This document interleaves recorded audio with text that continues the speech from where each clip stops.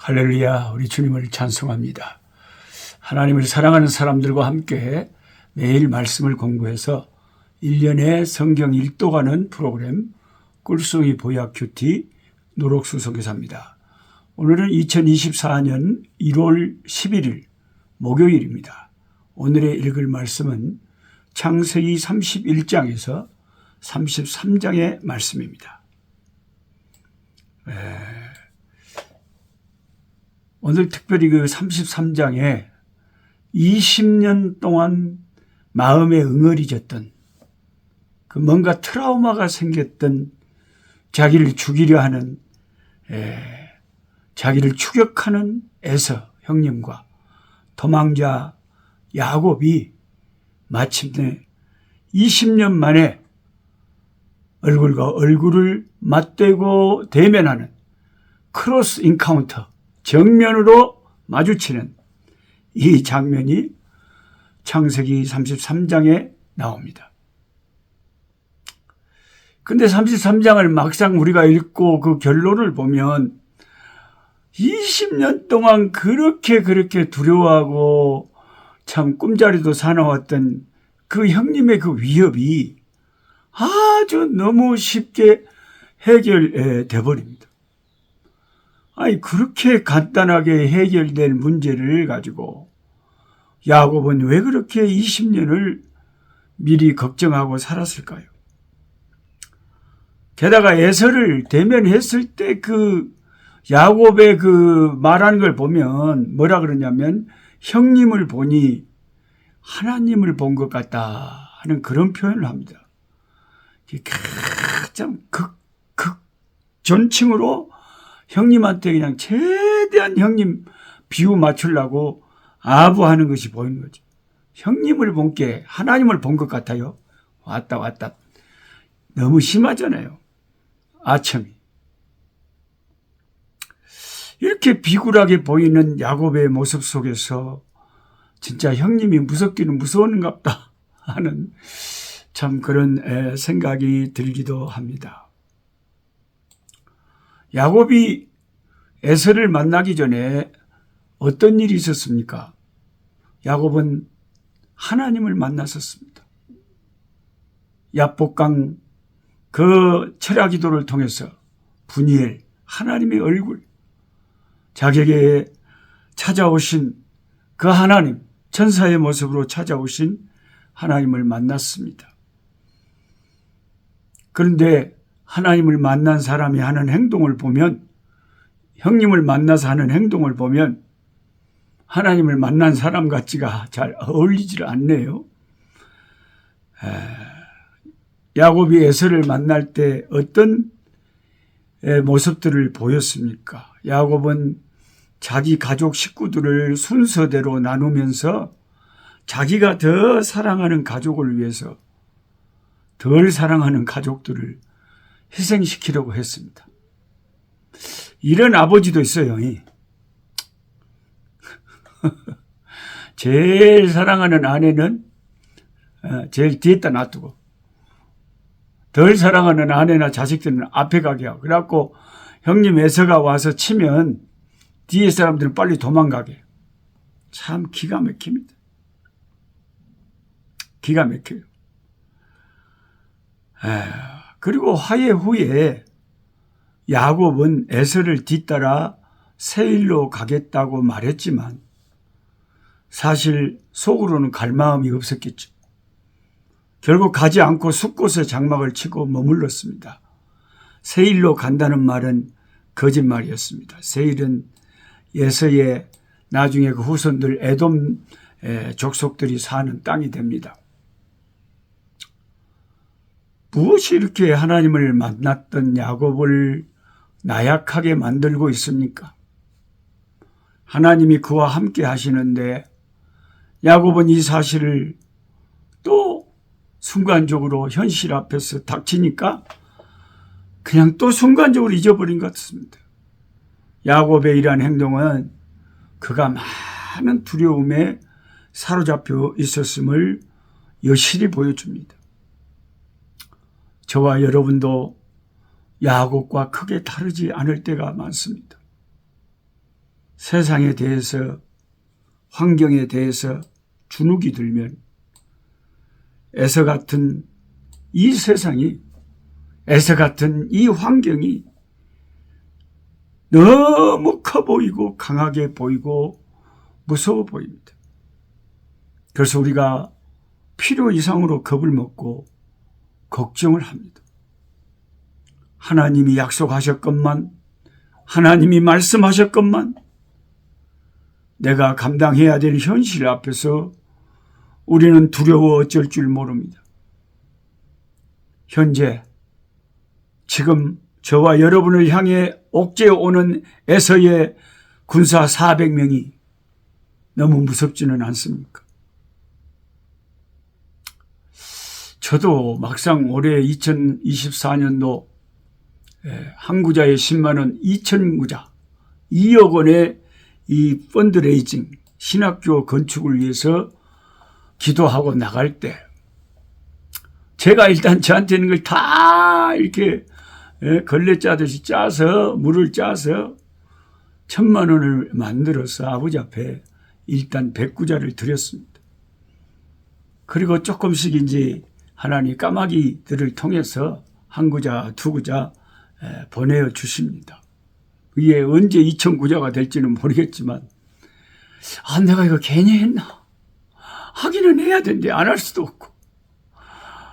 이게 여기 신학교를 세우고 이 이단이 많고 바른 성경적인 교육을 제대로 받지 못하는 이 남부 아프리카에 정말 보수적인, 개혁주의적인, 오직 예수, 오직 성경만 참 내세우는 제가 속한 우리 고신교단 같은 이런 보수적인 교단이 세워져야 되겠다. 그리고 가난한 목사님들이 마음껏 와서 신학 공부를 할 수 있는 이 신학교가 세워지고 교단이 세워져야 되겠다. 그래, 주님 오실 때까지 이 남부 아프리카에 이런 건강한 교회들이 계속 세워져야 되겠다.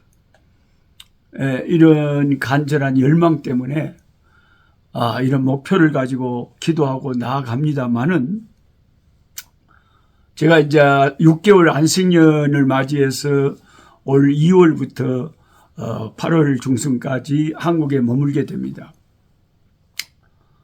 근데 아는 사람들한테 간다 이야기를 해도 뭐 어디서 오라는 사람도 없어요.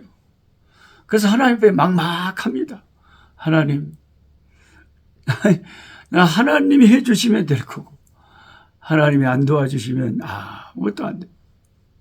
그 야곱이 에서를 두려워하듯이 우리는 환경 앞에서 두려움이 항상 엄습해 와요. 밀물처럼. 나중에 하나님이 해결해 주면 그냥 에서의 마음이 눈 녹듯이 녹아버리면 너무나 쉽게 해결되는데, 그러기 전까지는 인간들은 연약하기 때문에 환경의 그 위협 속에서 우리는 힘들어 하는 것입니다. 하나님을 바라보고 주여, 주여 기도하는 수밖에는 다른 방법이 없는데 말이죠. 우리는 기억해야 됩니다. 하나님은 야곱과 함께 하셨습니다. 그리고 그 에서의 위협, 그 에서의 살기 등등한 그 살인의 마음을 눈 녹듯이 녹여버렸습니다. 모르겠어요. 나중에 천국 가서 이제 야곱을 만나서 그 당시의 상황을 물어보면 정답이 나오겠지만, 그 형 에서의 마음이 결정적으로 그 살해의 마음에서, 살인의 마음에서 그냥 동생을 어긋만고 엉엉 울면서 이산가족의 마음으로 바꿔진 이유가 뭘까? 물론 궁극적으로 말하면 하나님의 섭리지만, 하나님의 역사지만, 좀 현실적으로 말하면 무슨 이유가 있었을까? 왜 에서의 마음이 그렇게 바꿔졌을까? 제가 말씀을 묵상하면서 한 가지 추측하는 게, 몰라요. 맞는지 틀린지는 나중에 야곱한테 가서 물어보려고 그럽니다만은, 야곱이 쩔룩쩔룩하고 그 전날 철야기도 하다가 하나님을 만나서 하나님의 천사가 한도뼈를 때려버려 갖고 완전히 이제 절뚝발이가 됐어요. 아니 지팡이를 짚고 20년 만에 동생을 만났는데 절뚝절뚝하면서 자기 앞에 딱 나타났는데 400명 군사 대동하고 이놈 죽이겠다 했는데 막상 보니까 너무나 연약하고 초라하고 불쌍해. 야는 내가 안 죽어도 힘들 것 같아, 인생살이가. 그래서 에서가 불쌍해서 그냥 와락 그 연민의 정이 생겨서 붙잡고 울지 않았을까, 그런 생각을 하는 거예요. 여러분, 우리 환경이 열악하고 아무도 나를 도와주겠다는 사람이 없고 힘들어도요, 내 연약함이 오히려 하나님의 역사를, 하나님의 손길을, 하나님의 능력을 가져오는 강함이 되는 거죠. 약할 때 강함 대신에 나의 보배가 되신 주 나의 모든 것. 사도 바울이 고린도후서 12장에 그랬잖아요. 내가 병들고 힘들고 약한 것을 나는 이제 자랑할 거다. 왜냐하면 하나님이 말씀하시기를 네가 약할 때 내 능력이 강해진다. 근데 우리는 내가 약하면 그게 불안한 거예요. 이걸 어찌했을까 하고. 하나님은 나의 약한 환경 속에서 하나님의 능력의 손길의 역사를 이루어 가시는 하나님입니다. 야곱을 약하게 하고, 야곱을 쩔뚝거리게 하고, 야곱을 장애인으로 만들어서 험악한 세월을 살게 해서 마음이 낮아지게 하고 겸손하게 하고, 형님의 그 마음을, 그 연약함을 통해서 녹여버리시고 하나님은 역사하셨습니다. 참, 오늘도 이렇게 한 600여 명의 세상에 흩어져 있는 참 하나님 사랑하고 말씀 사랑하는 이 꿀송이 보약큐티 매일같이 함께하는 여러분들과 함께하니까 저는 너무 행복해요.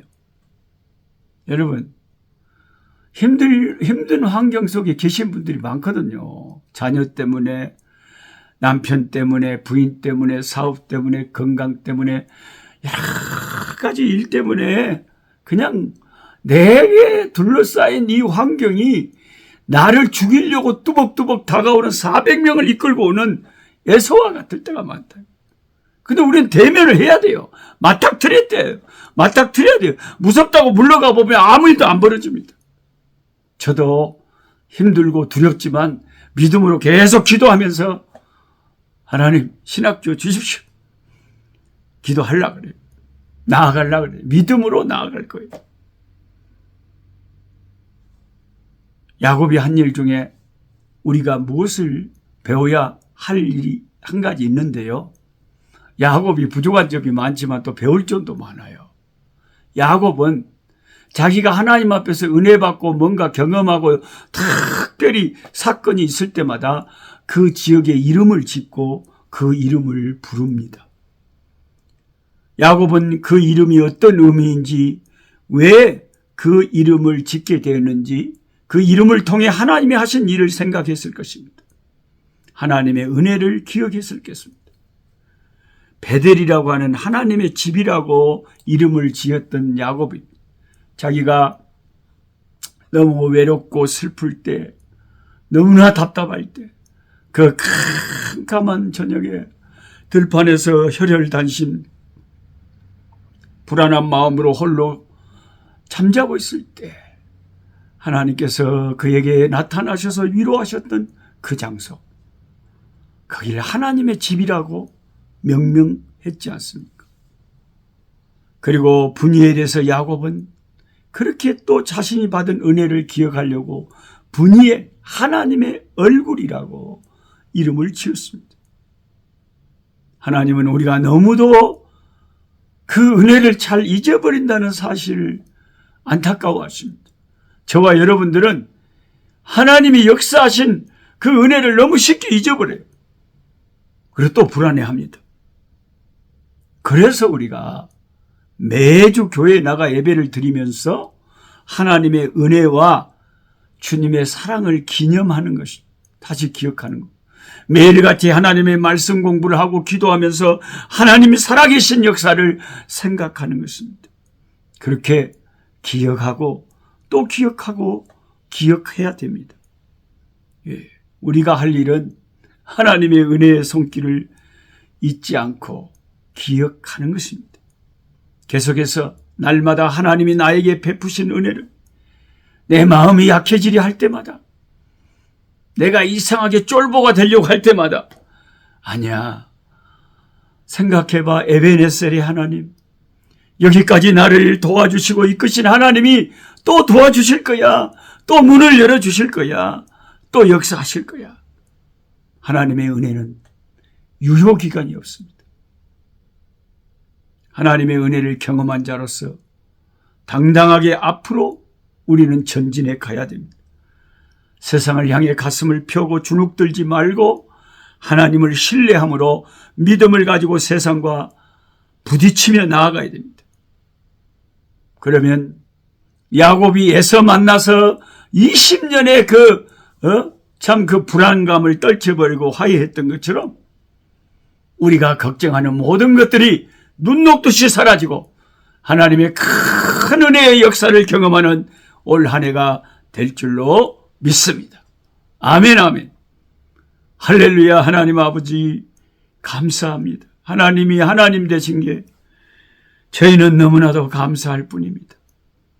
아버지 하나님, 내 마음이 약해지고 주의 환경 때문에 주눅이 들고 힘들 때마다 주의 은혜를 기억하게 하시고 분이엘에서 나타나셔서 위로하시고 힘주시던 하나님, 마하나임 하나님의 군대를 보여주시고 하나님의 진영을 보여주시며 힘주셨던 하나님, 베델에서 나타나셔서 은혜 주셨던 하나님, 애삼촌 라반이 쫓아올 때 주님께서 개입하셔서 라반에게서 보호하시고 야곱을 큰 거부가 되게 하시고 약속대로 창대하게 해서 돌아오게 하신 하나님, 우리 인간은 마음이 약하고 믿음이 약해서 늘 불안해하지만 우리 하나님은 여상하시고 하나님은 어제나 오늘나 영원토록 동일하신 하나님이니 우리의 믿음을 새롭게 하시고 강하고 담대한 마음 더하여 주옵소서.